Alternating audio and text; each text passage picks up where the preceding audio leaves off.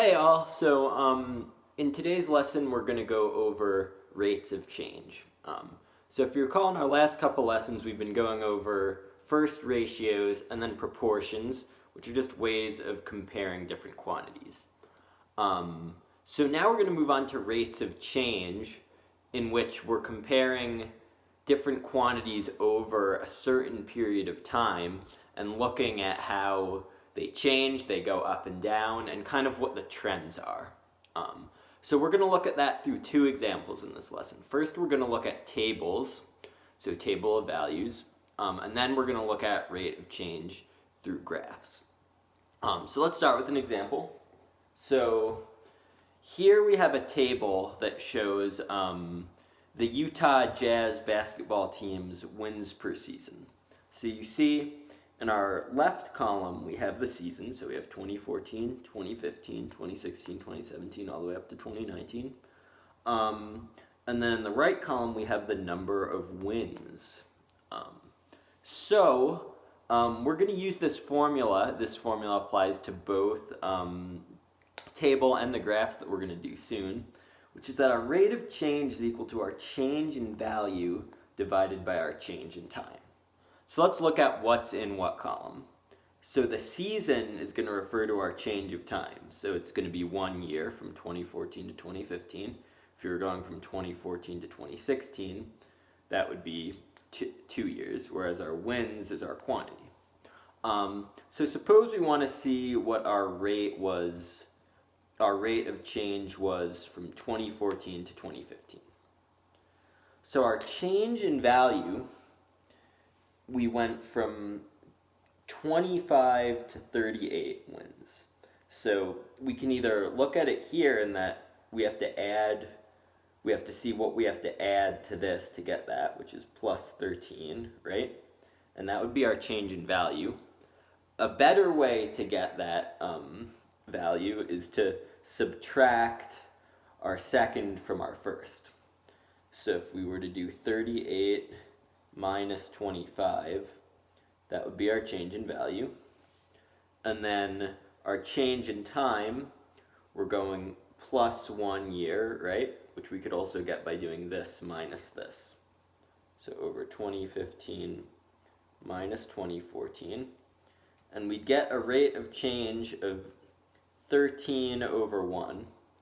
So that would be positive 13 wins per year from 2014 to 2015.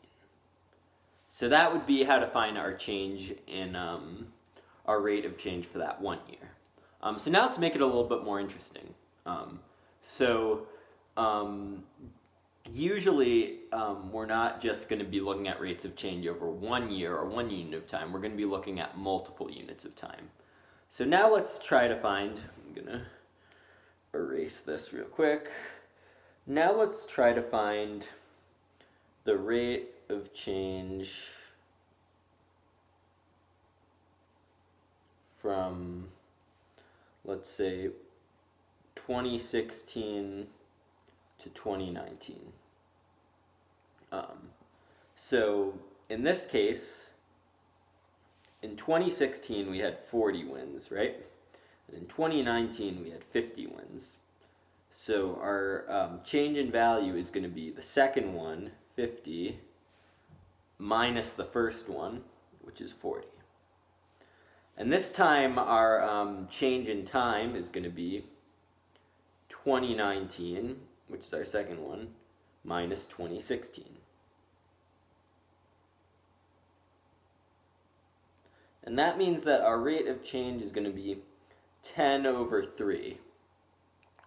So it's still positive because it's going up.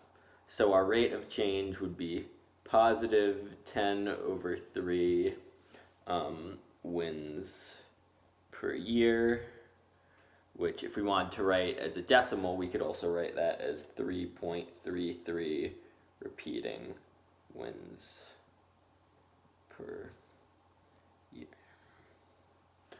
So those are some examples from the Utah Jazz basketball team wins per year. So this isn't only useful to us through sports. So recently I'm a junior class sponsor, and we had a Valentine's Day sale where we were selling chocolates at lunch. So here I have some statistics on how many chocolates we sold each day. So we're going to use the same formula. We're going to look at our change in time on the bottom. We're going to have our change in quantity on the top. So suppose we want to find our rate of change from, let's say, Wednesday to Friday.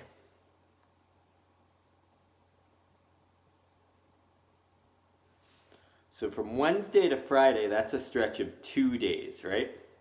We have 1 day, 2 days. So our rate of time is going to be 2 days.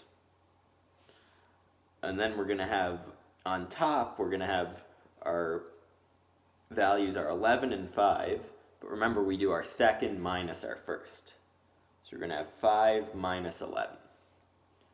So 5 minus 11 is going to be negative 6 over a span of 2 days. And then 6 is divisible by 2, so we can make that a negative 3 chocolates per day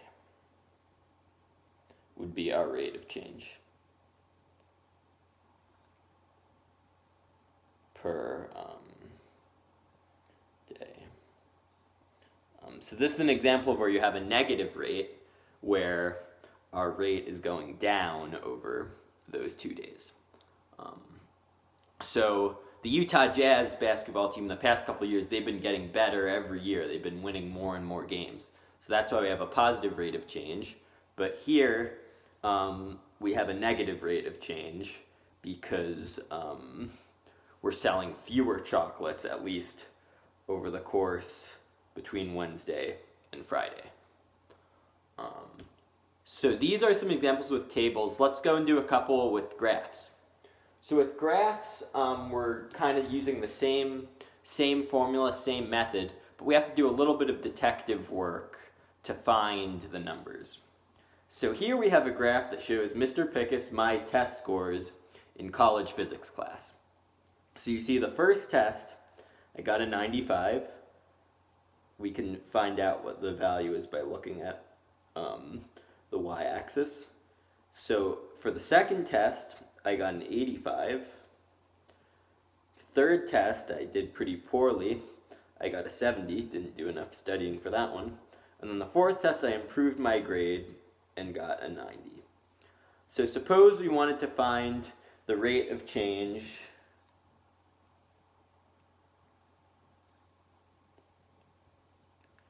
from test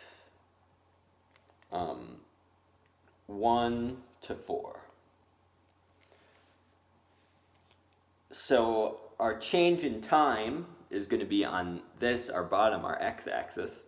So we're going to have 1 and a 4. And since 4 is second, we're going to do 4 minus 1. And since our test scores went from 95 down to 90, it's going to be 90 minus 95. So if we do 90 minus 95, that's going to be a negative 5, and 4 minus 1 is 3. So our rate of change would be minus 5 over 3 points per test. And that would be how we find the rate of change in that example. Another application could be a graph of temperatures. So in Mount Pleasant, we've had some crazy swings in weather. Yesterday and the day before it was beautiful and sunny, and today there's a couple inches of snow on the ground. It's really cold and windy. So here I have a chart that has the high temperature for each day. Thursday and Friday are just forecasted in Mount Pleasant this week. So if we look at the day of the week, we have on our x-axis, we have Monday, Tuesday, Wednesday, Thursday, Friday. And then on our y-axis, we have our temperature. So we have 40 degrees, 50 degrees, 60 degrees Fahrenheit. So if we want to find the rate of change in temperature from, let's say, Tuesday to Thursday. So let's look at what that is. So on Tuesday, we'll call that day 0. We have a temperature of 64 degrees. Whereas on Thursday, we have a temperature of 40 degrees, which we can call that day 2. So our rate of change in time is going to be 2 minus 0. And our rate of change in temperature is going to be 40 minus 64. So 40 minus 64 is going to be equal to negative 24. And 2 minus 0 is just going to be 2. So negative 24 divided by 2 is equal to negative 12 degrees per day, which would be our rate of change between Tuesday and Thursday, which you can see makes sense because the temperature is dropping a lot. On Tuesday it was beautiful and sunny. Today it's really cold and snowy. So those are a couple examples of rates of change. And we're going to keep looking at this for a little while in different ways in our next couple lessons. So stay tuned for that.